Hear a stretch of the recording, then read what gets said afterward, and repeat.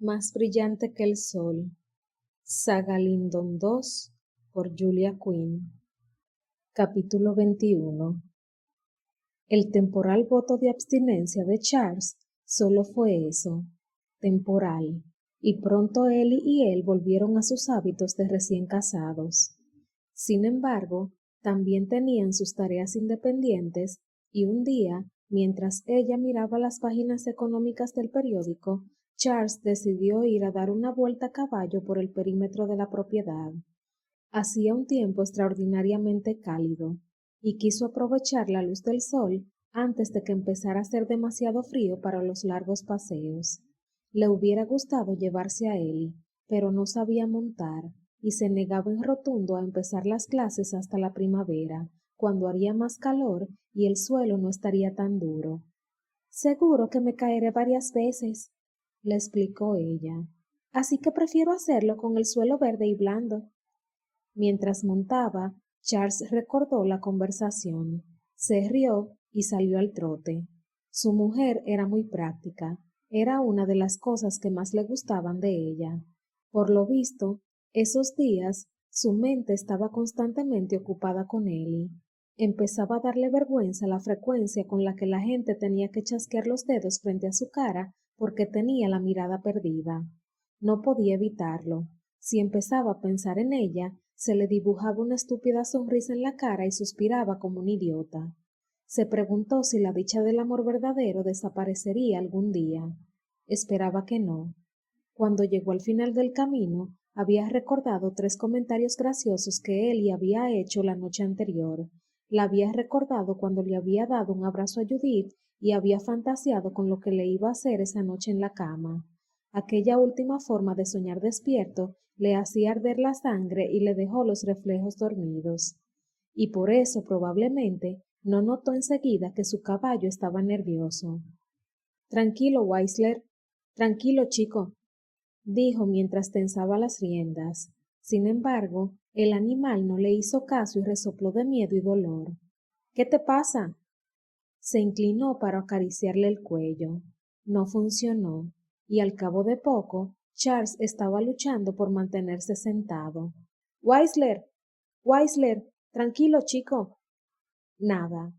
Charles tenía las riendas en la mano y al cabo de un segundo estaba volando por los aires sin apenas tiempo para decir maldición antes de caer con un golpe seco sobre el tobillo derecho, el mismo que se había lesionado el día que había conocido a Ellie, y luego repitió maldición varias veces más. El improperio no le ayudó a calmar el dolor que le subía por la pierna, ni a apaciguar su enfado, pero lo siguió gritando de todas formas. Weisler relinchó por última vez y salió al galope hacia Wickomaby, dejando a Charles atrás, con un tobillo que sospechaba que no podría soportar ningún peso. Murmurando una sorprendente variedad de improperios, se puso a 4 patas y gateó hasta la base de un árbol cercano, donde se sentó apoyado en el tronco y siguió maldiciendo. Se tocó el tobillo a través de la bota y no le sorprendió descubrir que se le estaba hinchando a toda velocidad. Intentó quitarse la bota, pero le dolía demasiado. Tendrían que cortársela. Otro par de botas buenas a la basura. Gruñó. Agarró un palo que podría servirle de bastón y empezó a cojear hacia casa. El tobillo le dolía horrores, pero no sabía qué otra cosa hacer. Le había dicho a Ellie que estaría fuera varias horas, de modo que nadie notaría su ausencia durante un tiempo. Avanzaba muy despacio y a un ritmo no demasiado estable, pero consiguió llegar al final del camino y vio a Wickomaby. Y, por suerte, también a Ellie, que corría hacia él a toda velocidad mientras gritaba su nombre. ¡Charles! Exclamó ella. Gracias a Dios. ¿Qué te ha pasado? Weisler ha vuelto. Está sangrando y... En cuanto lo alcanzó, se interrumpió para poder coger aire. ¿Weisler está sangrando? Preguntó él. Sí, el mozo no está seguro de por qué, y yo no sabía qué te había pasado. ¿Y qué te ha pasado? Weisler me tiró al suelo. Me he torcido el tobillo. ¿Otra vez? Él bajó la mirada hacia su pie derecho, enfadado. El mismo. Imagino que todavía estaba débil por la lesión anterior. ¿Te duele? La miró como si fuera tonta. Muchísimo. Ah, sí, supongo que sí. Toma, apóyate en mí y volveremos a casa juntos. Charles le rodeó los hombros con el brazo y se sirvió de su peso para apoyarse y caminar hasta su casa. ¿Por qué tengo la sensación de estar reviviendo una pesadilla? Se preguntó en voz alta. Ellie se rió. Sí, ya hemos hecho esto antes, ¿verdad? Pero no sé si recuerdas que si no te hubieras torcido el tobillo la primera vez, no nos habríamos conocido. Al menos no me habrías pedido que me casara contigo si no te hubiera curado con tanto amor y ternura. ¿Amor y ternura? Se rió él, irónico. Si prácticamente sacabas fuego por las muelas. Sí, bueno, no podríamos permitir que el paciente sintiera lástima por sí mismo, ¿verdad? Cuando se acercaron a la casa, Charles dijo, Quiero ir a los establos para ver por qué sangra Weisler. Podrás ir cuando te haya curado. Cúrame en los establos. Estoy seguro de que alguien tendrá un cuchillo para cortar la bota. Ellie gruñó y se detuvo en seco. Insisto en que vayas a la casa, donde puedo atenderte en condiciones y ver si no te has roto ningún hueso. No me he roto nada. ¿Cómo lo sabes? Ya me he roto huesos antes. Sé que se siente. Tiró de ella para intentar dirigirse hacia los establos, pero no consiguió moverla. Ellie, vamos, gruñó él. Descubrirás que soy más tosuda de lo que crees. Si es verdad, voy a tener problemas, dijo él entre dientes. ¿Y eso qué significa? Significa que te diría que eres más tosuda que una mula, pero estaría insultando a la mula. Ellie se echó hacia atrás y lo dejó caer al suelo. ¿Cómo te atreves? Ah, por el amor de Dios, refunfuñó él mientras se frotaba el codo sobre el que había aterrizado. ¿Vas a ayudarme a llegar a los establos o tendré que arrastrarme? La respuesta de Ellie fue dar media vuelta y dirigirse hacia Wickomaby. Maldita mujer, terca como una mula, dijo entre dientes. Por suerte, todavía tenía el bastón y al cabo de unos minutos se dejó caer en un banco de los establos. Que alguien me traiga un cuchillo, gritó él. Si no se quitaba la bota, el pie le iba a estallar. Un mozo llamado James acudió a su lado y le dio un cuchillo. Weisler está sangrando, milord, dijo el mozo. Ya lo sé.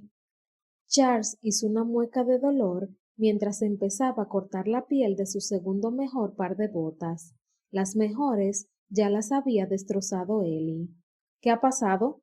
Thomas Levy, que era el encargado de los establos y, según Charles, uno de los mayores entendidos en caballos del país, dio un paso adelante y dijo, Encontramos esto bajo su silla.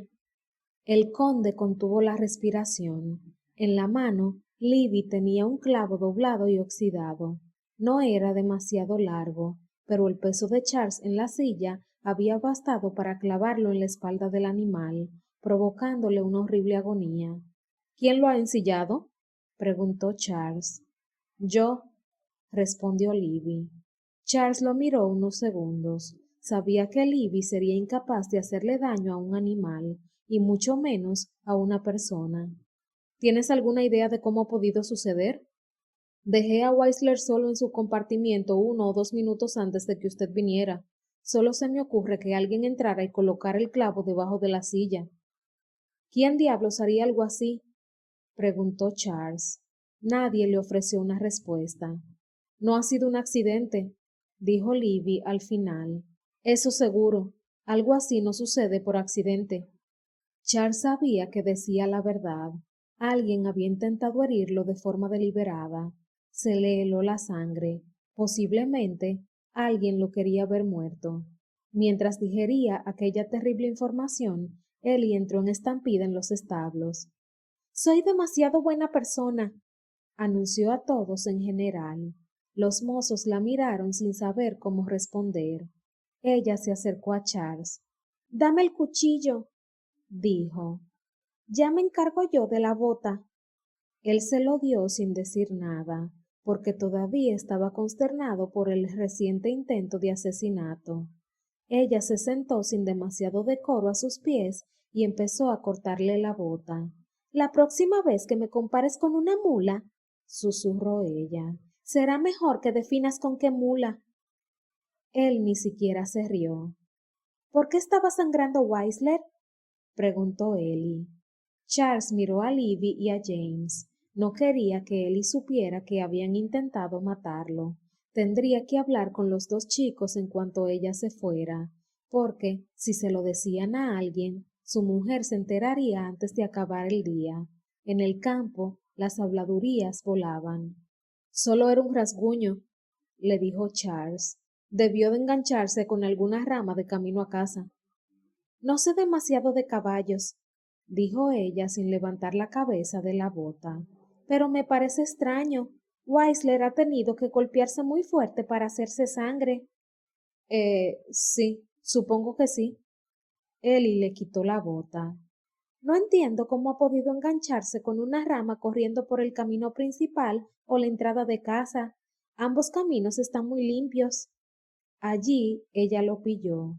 Charles miró a Libby para que lo ayudara, pero el responsable de los establos se encogió de hombros. Ellie le tocó el tobillo con delicadeza, comprobando la hinchazón. Además, dijo ella, tiene más sentido que se hiciera la herida antes de tirarte al suelo. Al fin y al cabo, su angustia debe de tener alguna explicación. Nunca te había tirado, ¿no? No, respondió Charles. Le giró el tobillo hacia un lado. ¿Te duele? No. ¿Y esto? Se lo giró hacia el otro lado. No. Perfecto. Dejó el pie en el suelo y lo miró. Creo que me estás mintiendo. Charles se dio cuenta de que, por suerte, Libby y James se habían marchado. ¿Qué le ha pasado a Weisler realmente, Charles? Como él no respondió enseguida, lo miró fijamente y añadió, y recuerda que soy terca como una mula, así que no creas que vas a ir a algún sitio hasta que no me digas la verdad. Charles soltó un largo suspiro. Tener a una mujer tan inteligente tenía sus desventajas. Ellie acabaría descubriendo la historia ella sola, así que era mejor que le escuchara de sus propios labios. Le dijo la verdad y terminó enseñándole el clavo que Livia había dejado a su lado en el banco. Ellie retorció los guantes en las manos. Se los había quitado antes de empezar a cortarle la bota, y ahora estaban totalmente arrugados. Después de una larga pausa, dijo, ¿Y qué esperabas ganar ocultándomelo? Solo quería protegerte. ¿De la verdad?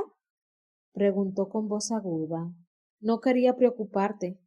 No querías preocuparme. Esta vez lo dijo con un tono neutro poco natural. ¿No querías preocuparme?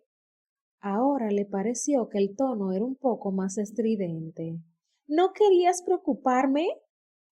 Ahora Charles estaba seguro de que la mitad del personal de Wickham Abbey podía oír sus gritos. Ellie, amor mío, no intentes escabullirte llamándome amor mío, dijo ella furiosa. ¿Cómo te sentirías si yo te mintiera acerca de algo tan importante? Dime, ¿cómo te sentirías? Charles abrió la boca, pero antes de que pudiera decir algo, ella gritó. Yo te lo diré. Estarías tan enfadado que querrías estrangularme. Charles se dijo que seguramente tenía razón, pero no veía qué sentido tenía admitirlo en ese momento. Ella respiró hondo y se presionó las sienes con las yemas de los dedos. Tranquila, Ellie, tranquila, se dijo a sí misma. Cálmate, matarlo ahora sería contraproducente. Levantó la mirada. Voy a controlarme porque se trata de una situación muy grave y seria, pero no creas que no estoy furiosa contigo. Tranquila, lo sé. No te hagas el gracioso, le espetó ella. Alguien ha intentado matarte, y si no averiguas quién es y por qué lo ha hecho, puedes acabar muerto. Lo sé, respondió él con suavidad, y por eso voy a contratar protección adicional para Helen, las niñas y para ti. Nosotras no necesitamos protección. Quien está en peligro eres tú. Yo también tomaré precauciones adicionales. le aseguró él. Dios mío, esto es horrible. ¿Por qué iba alguien a querer matarte? No lo sé, Ellie. Volvió a frotarse las sienes. Me duele la cabeza. Él la tomó de la mano. ¿Por qué no volvemos a la casa? Ahora no, estoy pensando, dijo ella apartándole la mano. Charles desistió en su intento por seguir los vaivenes del proceso mental de su mujer. Ella volvió la cabeza y lo miró. Apuesto a que querían que te envenenaras tú. ¿Cómo dices? Las natillas. No fue por la leche en mal estado. Monsieur Belmont lleva días hecho una furia por el mero hecho de que nos atreviéramos a mencionar esa posibilidad. Alguien envenenó las natillas porque quería matarte a ti, no a mí. Todos saben que es tu postre favorito. Tú mismo lo dijiste. Charles la miró anonadado. ¿Tienes razón? Sí, y no me sorprendería que el accidente que tuvimos con el carruaje antes de casarnos fuera también un... ¿Charles? Charles. Ellie tragó saliva. Estás pálido. Él sintió que lo invadía una rabia como jamás había sentido en su vida. El hecho de que alguien hubiera intentado matarlo ya era muy grave, pero que Ellie se hubiera visto implicada en la línea de fuego le hacía venir ganas de despellejar a alguien. La miró como si quisiera grabarse sus rasgos en la mente. No dejaré que te pase nada, prometió él. ¿Quieres olvidarte de mí por un momento? ¿Es a ti a quien intentan matar? Desbordado por la emoción, se levantó y la trajo hacia él, olvidándose por completo del tobillo herido. Ellie, yo... ¡Au! ¿Charles? Maldito tobillo, murmuró entre dientes. Ni siquiera puedo besarte en condiciones. Es... No te rías. Ella meneó la cabeza. No me digas que no me ría. Alguien intenta matarte. Debo aprovechar las ocasiones que tenga para reírme. Supongo que si lo planteas así. Ella le ofreció la mano. Volvamos a casa. Necesitarás algo frío para que te baje la hinchazón del tobillo.